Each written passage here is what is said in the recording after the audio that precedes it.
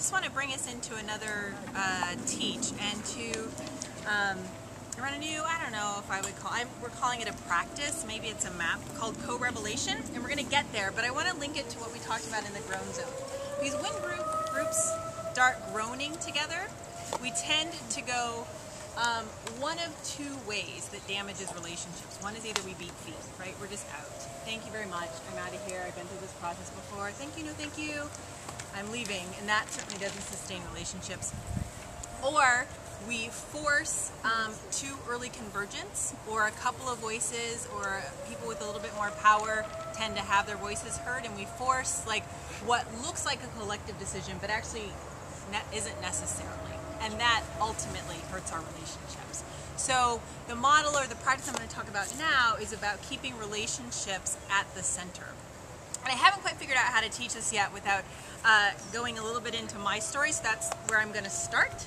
And then, and especially because we didn't get to meet each other much yesterday, I'll tell you a little bit about myself and my own journey in hosting, and hope some of it resonates for you all. So, and please, I want to get to know you as the day goes on and tomorrow goes on, and tell me what made sense to you and what didn't. But I'm just going to kind of, because we haven't met fully, I'm going to share with you my story. So when I was 20 years old, I walked into a rape crisis program as my senior year project service. I was an individual and family studies major, and walked into a rape crisis program and felt like I had come home.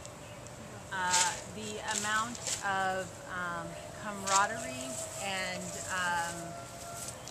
righteous struggle and beauty and really hard work was evident from me. The relationships with people were evident from me from the moment I walked in the door and the moment I started answering the crisis line and going to the hospital and accompanying survivors to court.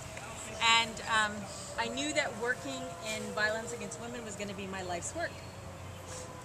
And so decided that to do that well, to work with survivors of childhood and adult violence, I needed to become a therapist, and because that's what you do.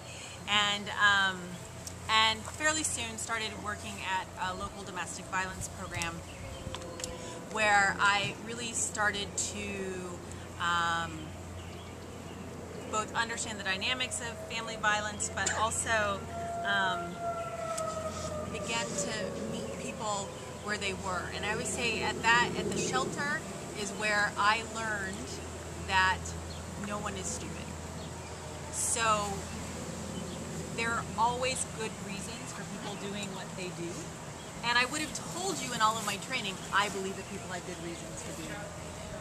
I would have, but it was where I could sit across from one person and hear their story and really get it. That we all make the best decisions we can, many times, even though they don't look like the best decisions outside. And so, even though I really liked people, I'm the person who people talk to in the grocery store, and I like people, and I just kind of got it that that people are deep and complex, but I also got from there that what I was doing, and this is my personal story, what I was doing wasn't enough. That I could talk to women and children every day in my office, and it wasn't actually changing that we said it's okay to hurt each other. We say it's okay to use violence to solve our problems. And so I thought, well, I needed a systems change work, right? That's what I needed. I need to change the system that's saying we can hurt each other, and I believe in the goodness of people. So I went to work at my local domestic violence, my state domestic violence coalition, and started doing, all the policy, the task force work, the convening people, the looking at, all the really fantastic work that is systems change work. And really loved it and thought that was going to be my life's work. But started to realize that even though myself and the 15 or 25 people we would convene regularly around the state thought we had the answers, we probably didn't. Because if we had the answers, things would be different. And I say that to people all of the time, because I'm in a lot of rooms where we say, if only people thought this, the world would be a better place, right? And it's well-meaning, and it's I do actually think that if people believed how I believe, the world would be a better place. It's not that that's not true, but it's not enough. It's not enough. And so I want to share with you a quote that came into my life at that time.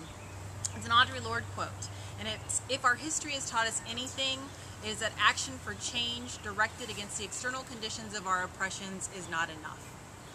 So I started to really look at a lot of my activism and advocacy work was directed at structural power mechanisms and how to change those. It was a move against truth to power, really exhilarating, beauty in the struggle kind of work.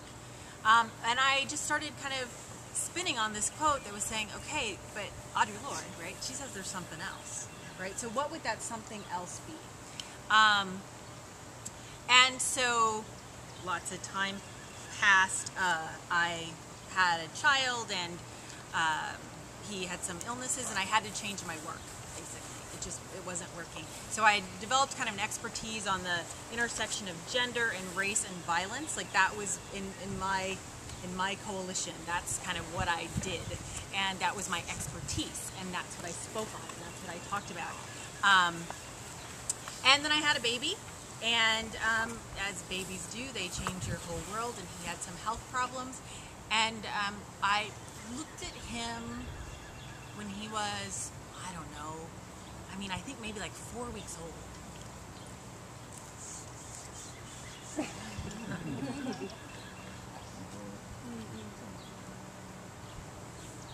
And I thought to myself,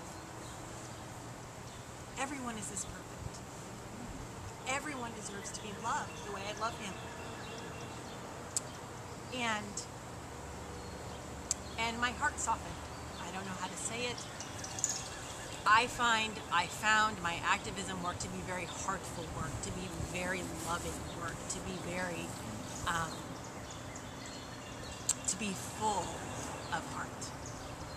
And when my son came, and he had issues and I couldn't do that work, I knew my work needed to shift. And it not only needed to shift the work I was doing, but how I was doing my work needed to shift. So I found hosting work, right? And so I started to think that, I love activism work, and it's not quite it. And I went into hosting, and it was more resonant with my beliefs about being smarter together, about collective intelligence, about how we could possibly be together. And I found that it wasn't quite it either. It wasn't quite enough either. So that's kind of what the story is based on, this inquiry that I was saying. Activism, yes, love it. Not quite it. Hosting, yes, love it. Not quite it. Found Kelly, Chris told me, you have to talk to Kelly. Found Kelly, and we started talking about what is this new path? What is this new way of working? We've both been social justice activists for years, right? So